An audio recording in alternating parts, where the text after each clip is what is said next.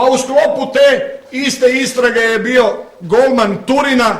Zamislite, jer je pod obradom i utakmica Dinamo Arsenal 0-3, jer je ta utakmica pod sumnjom.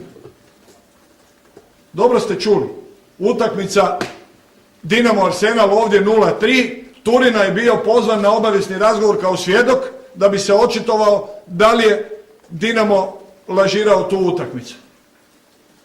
Ne znam, do 60. minute je bilo 0-0 i jedna od glavnih pitanja Turina bilo je da li sam ja bio u svlačionici Dinama u poluvremenu protiv Arsenala i da li sam naredio da Dinamo pusti Arsenalu utakmicu.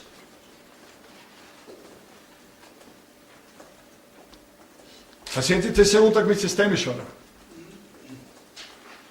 Pa kome je interes? Kome je interes ovo da se ovako piše u hrvatskom nogometu? Kome? Pa bolesnim ljudima.